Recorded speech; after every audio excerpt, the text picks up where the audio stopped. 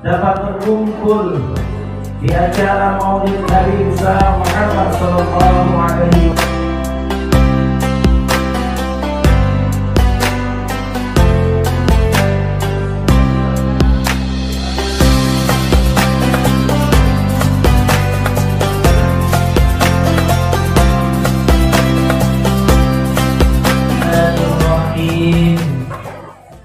Assalamualaikum warahmatullahi wabarakatuh.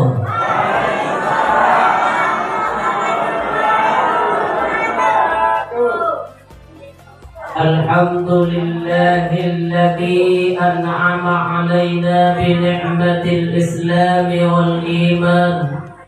Hadratul kurama wal fudala, para alim, para ulama, para masyayikh, para habaib, tokoh agama, tokoh masyarakat, nakhussu bidzikri takmir surau, apa namanya? Surau Babul Khair, yang mudah-mudahan dimuliakan oleh Allah Subhanahu wa ta'ala. Aparatur pemerintah, Bapak RT, Bapak RW, Bapak Kepala Dusun, Bapak Kepala Desa yang saya muliakan, hadirin hadirat yang dimuliakan Allah Subhanahu wa ta'ala. La ilaha illallah, la ilaha illallah.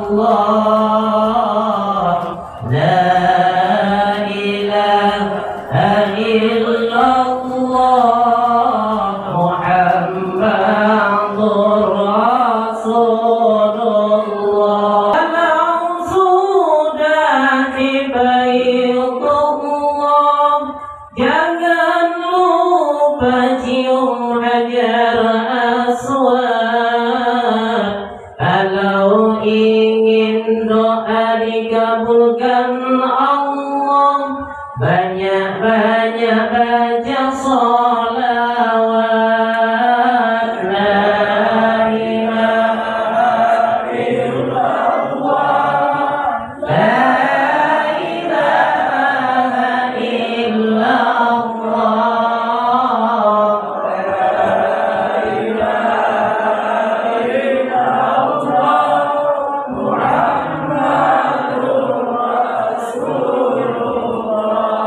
Nabi besar Muhammad sallallahu alaihi wasallam sebagai wujud bagi kita sebagai umatnya adalah idharus surur, menunjukkan kebahagiaan, menunjukkan keterangan bahwa kita betul-betul sesungguhnya cinta kepada Nabi Agung Muhammad sallallahu alaihi wasallam. Adik-adik, ada yang tahu Rasulullah itu lahirnya pada hari apa? Hah? Pada hari Senin, tanggalnya tanggal 12 bulan Rabiul Awal tahun gajah, bukan tahun kucing, tahun gajah Rasulullah. Kenapa dinamakan tahun gajah?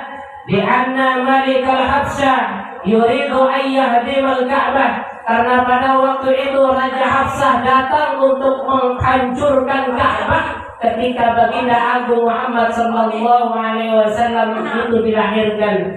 Lalu Allah Subhanahu wa ta'ala menolongnya dengan menurunkan atau mengirim burung untuk membinasakan pasukan-pasukan gajah yang dipimpin oleh Raja Abrahah tersebut itu.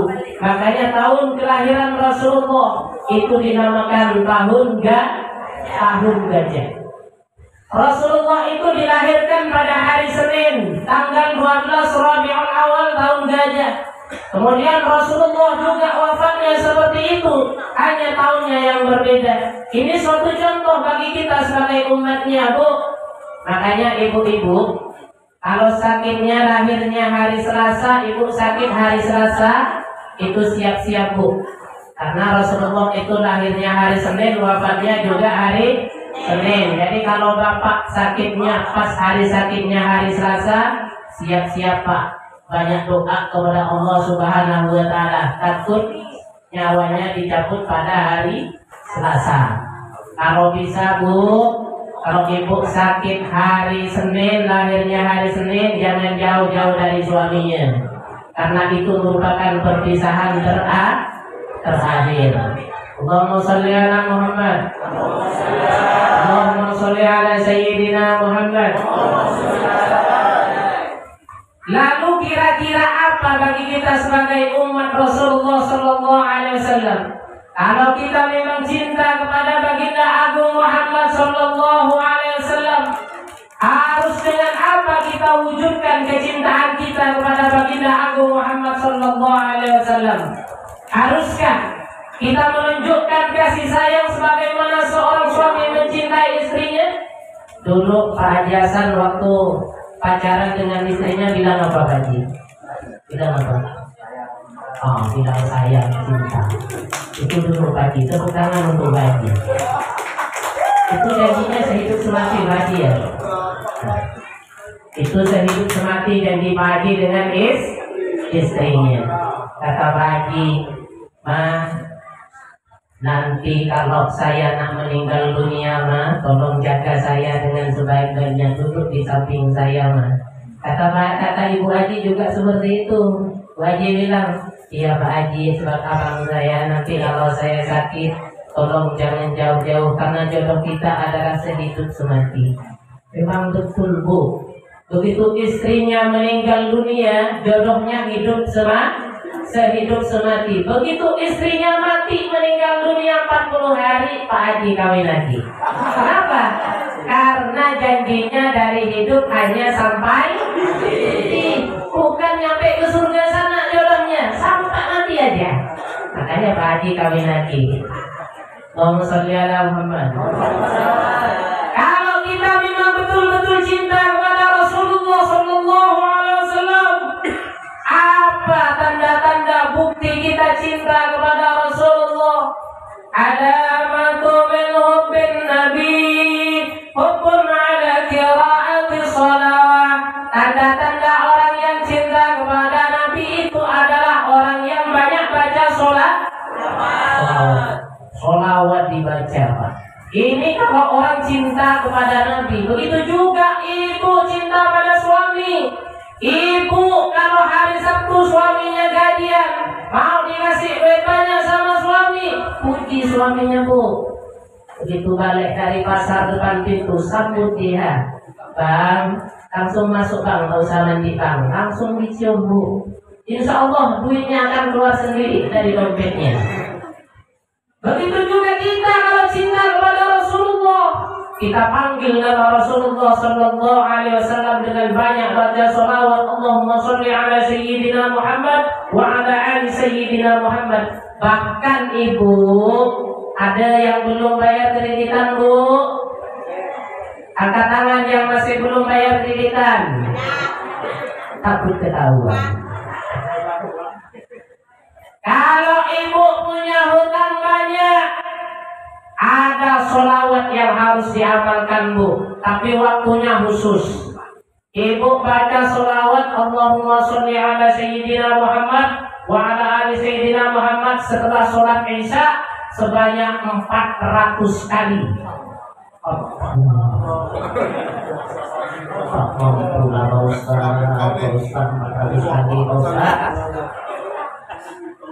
Ustaz kali Bu. Insya Allah selama 1 minggu Ibu baca seperti itu. Kalau kemarin gaji suaminya hanya 100.000, bisa jadi karena dihitung dengan lemburnya 300.000 berkat baca sholat.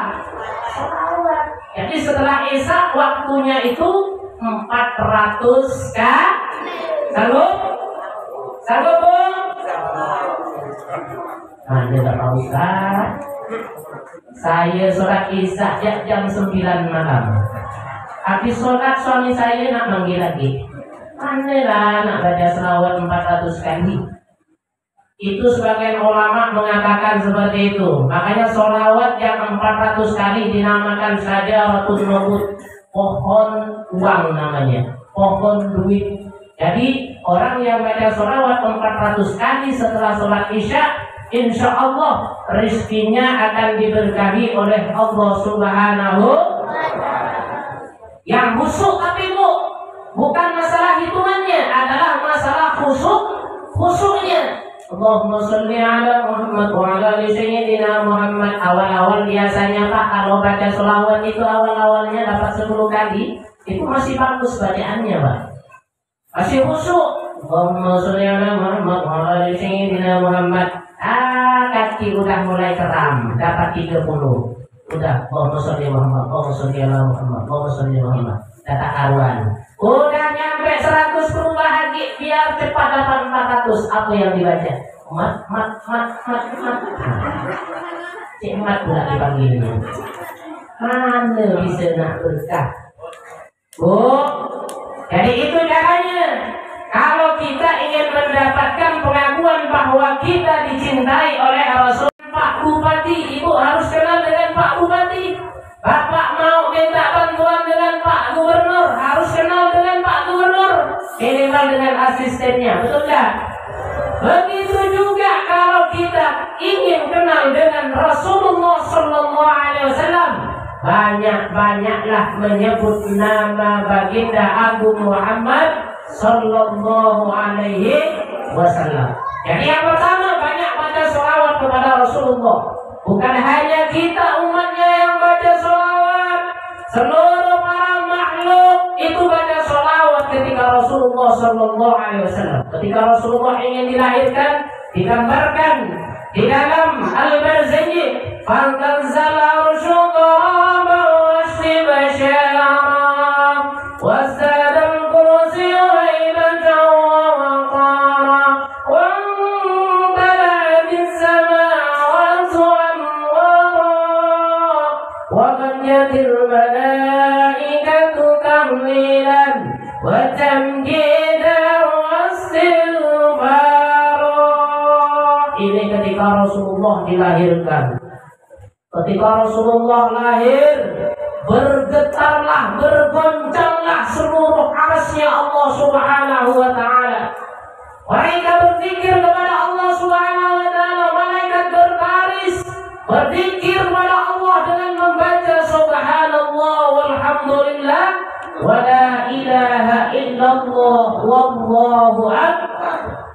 Ketika Rasulullah itu memang manusia yang luar biasa Bapak Ibu. Ketika Rasulullah lahir itu beda dengan kita waktu dilahir. Kalau kita dilahirkan, itu biasanya ada yang nangis enggak?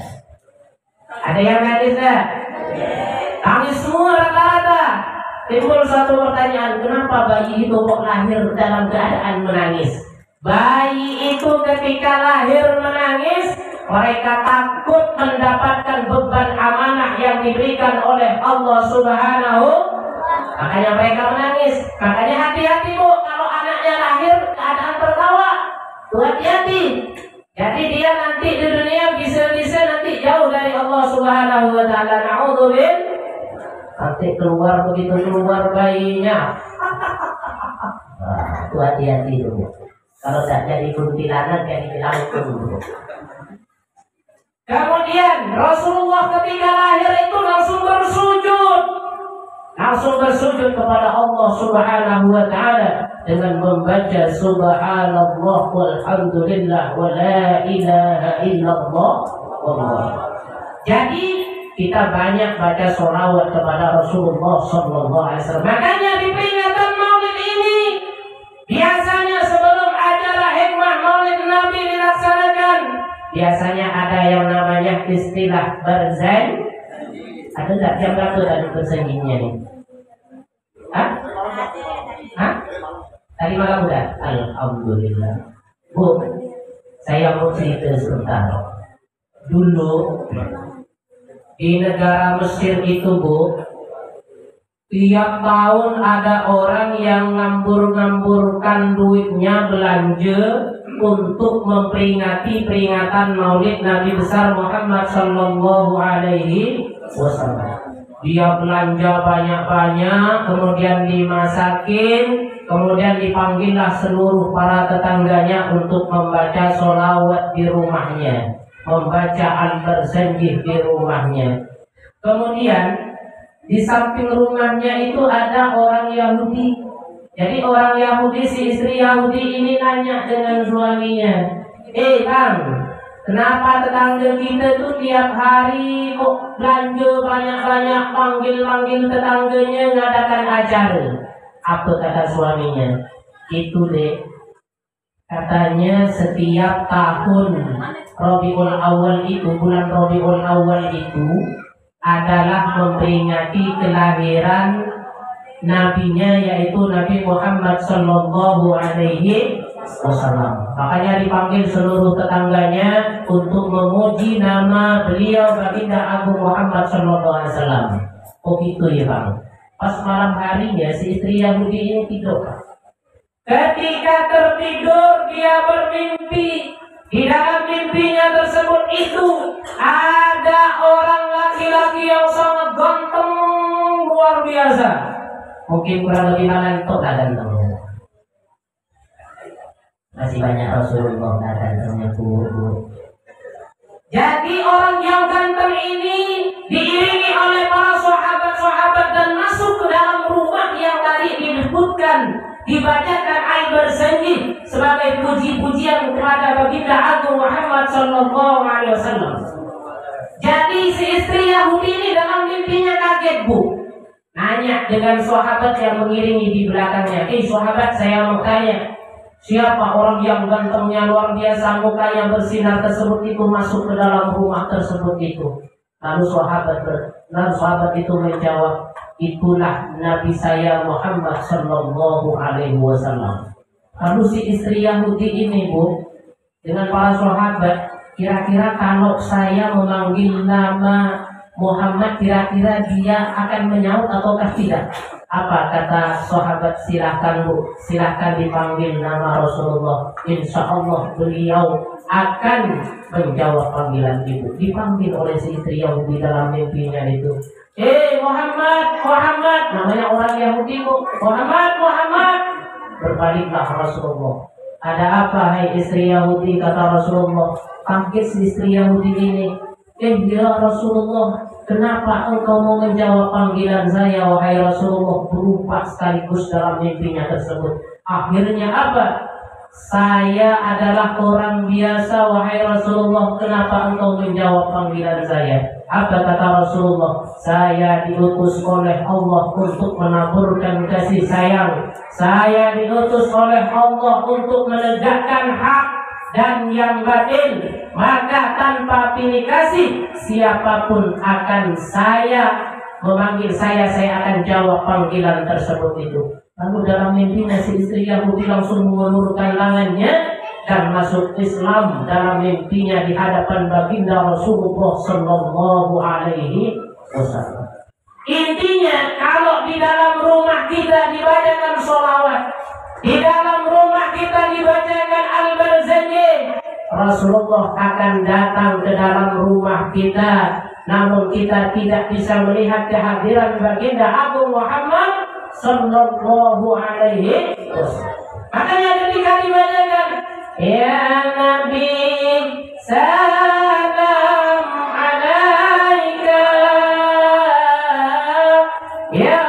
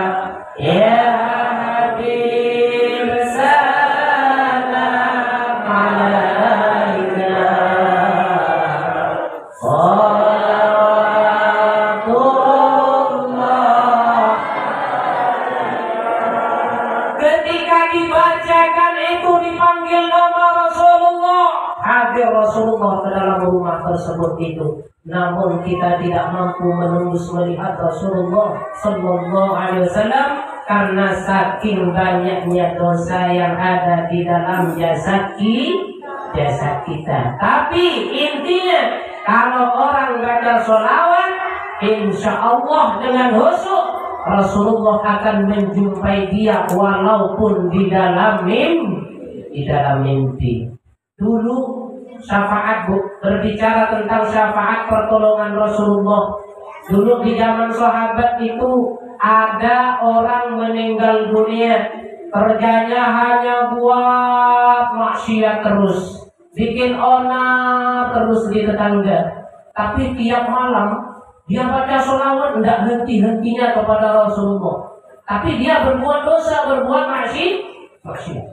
Ketika ingin meninggal dunia oleh Allah diberikan suatu keajaiban, mukanya dirubah oleh Allah, diwujudkan seperti mukanya babi.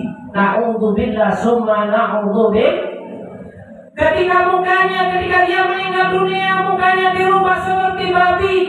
Orang tersebut itu ingin dimakamkan. Kenapa? Karena ada manusia mukanya seperti babi. Digendonglah sama anaknya, digendong ke kampung sebelah, ingin dimakamkan di kampung sebelah pun nolak, tidak nerimanya.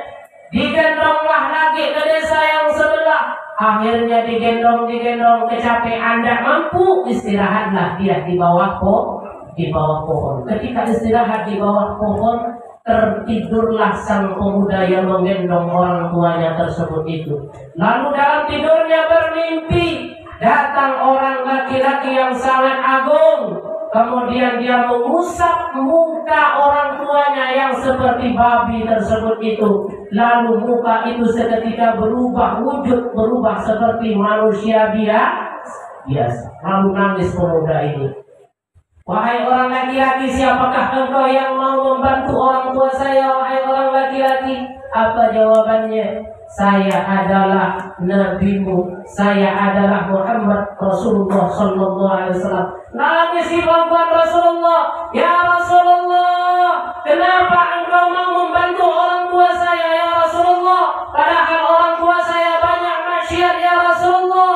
Orang tua saya banyak dosa, ya Rasulullah. Kenapa engkau masih membantunya, wahai Rasulullah? Apa jawaban Rasulullah? Rasulullah Sallallahu Alaihi Wasallam, orang tuamu memang berbuat maksiat, berbuat dosa, tapi di dunia ini orang tuamu banyak baca sholawat kepadaku, sering memanggil namaku, maka syafaatku di dunia ini akan saya berikan kepada orang tuamu. Allahumma sholli ala Muhammad. Allahumma sholli ala Muhammad. Jadi syafaat itu bukan hanya di akhirat, syafaat itu akan turun di dunia bagi orang-orang yang cinta kepada Rasulullah Sallallahu Alaihi Wasallam. Apa yang di Rasulullah? Shalla alaihi wahidan, shalla alaihi asran. Barang siapa baca salawat satu, akan saya mintakan rahmat 10 kali kepada Allah. Baca salawat 1 kali setelah sholat, tak baca salawat Allahumma sholli ala Muhammad 1 kali. Allah mintakan rahmat 10. Wa man shalla alaihi asran shalla alaihi mi'ah. Orang baca salawat 10 kali, saya mintakan rahmat kepada Allah 100 kali. Bahkan di ujung hadisnya tersebut, wa man shalla alaihi alfan wajabat lahu syafa'ati wa dakhala al-jannah. Barang siapa yang baca salawat 1000 kali, kata Rasulullah, wajib syafaatku, dan orang itu akan saya masukkan ke dalam surganya Allah Subhanahu wa ta'ala. Baca sholawat 1000 kali. Makanya banyak sholawat, Bu. Kalau ibu dalam keadaan sakit, baca sholawat tibbil qulub. Ada yang hafal, Bu? Allahumma sholli ala sayyidina Muhammadin tibbil qulubi wa dawaiha wa afiyatil abdani wa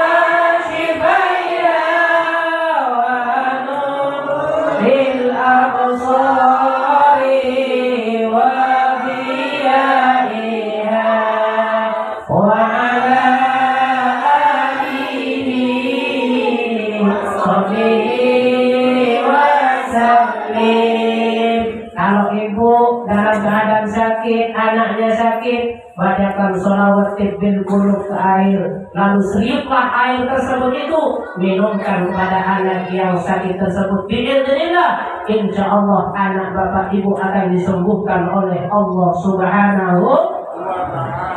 Lebih-lebih Bu, kalau suami tak mau tidur malam-malam, bacakan sholawat Bu, bacakan sholawat.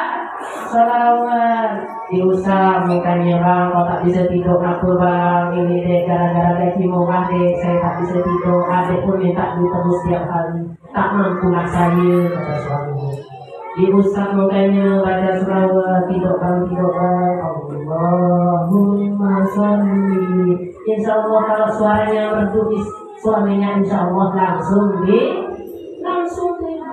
Jangan suaminya tak bisa tidur itu tak kuntak lah. Bang kau itu jangan bang, udah orang capek kau nak minta dikawani lagi. Maka oleh sebab itu, kalau ingin dapatkan pertolongan Rasulullah, banyak sholawat. Kemudian itu yang pertama. Yang kedua, orang yang cinta kepada Rasulullah diwujudkan dengan apa? Hubbun ala sunnatihi, senang mengerjakan sunnah baginda agung Muhammad sallallahu alaihi wasallam. Apa yang tidak diajarkan oleh Rasulullah, mulai dari hal yang kecil sampai hal yang besar, itu diajarkan oleh baginda agung Muhammad sallallahu alaihi wasallam. Nah, masuk WC baca doa, betul tak? Ibu masuk WC baca doa Bu. Panggil Ustaz, dalam perut kembung tadi makan ikan tongkol Ustaz, tak sempat baca doa. Baca doa masuk WC. Nak makan baca. Rasulullah ajarkan makan pakai berapa jari? 10 jari, 5 jari. Rasulullah ajarkan pakai 3 jari. Ini Bu kalau makan Bu. Kalau pakai 1 jari, itu namanya orang sombong. Tak mau menghargai makanan orang lain, ya? Jangan. Jadi anggapnya makanan itu tak enak. Pakai 2 jari gini, itu kurang tepat, kurang menghargai. Pakai 5 jari, itu namanya orang kelapaan. Sama. Nasi sepiring Bu, 2 kali diambil, pakai 5 jari, langsung masukkan ke mulut. Habis kesedap, meninggal nasi itu. Saudara lambat. Kalau pakai 10 jari, itu namanya orang rakus alias serakah. Lebih-lebih yang paling parah makan langsung pakai mulut, tak pakai tangan langsung pakai mulut, laparan benar. Saudara Muhammad. Jadi semua diajarkan oleh Rasulullah. Biasanya laki-laki yang paling banyak mengamalkan sunnah Nabi. Yang paling disukai didemenin laki-laki amalan sunnah Nabi itu apa? Kawin sudah Pak? Ada yang kawin 4 Pak? Kok saya tak bisa kawin 4 Pak? Saya bilang dengan orang rumah dek, kau mau enggak saya kasih payung mas nanti di surga? Apa tuh Bang? Nanti kursi kau di surga itu kursi mas, payung kau tuh di surga payung mas, kemudian baju kau nanti di surga adalah payung mas. Cuma ada syaratnya. Apa syaratnya Bang? Kau harus rela dan ridho dan ikhlas abang kawin lagi. Apa orang rumah? Bagus saya balikkan ya Bang, kurang dulu saya. Masya Allah. Jangan kawin 4 Pak, jangan kawin. Yang 1 aja habiskan dulu, baru kawin lagi. Kata ibu 1 aja tak mampu, Pak Ustaz itu nak kawin lagi. Pas kawin lagi, kawin 2 kena penyakit stroke. Kenapa? Kecapean tak mampu. Sehat dijauhkan dari penyakit Allah Subhanahu wa Ta'ala. Baca sama-sama, ikut saya sama-sama. Hasbunallah wa ni'mal wakil, ni'mal maula wa ni'mal nasir. Hasbunallah wa ni'mal wakil, ni'mal maula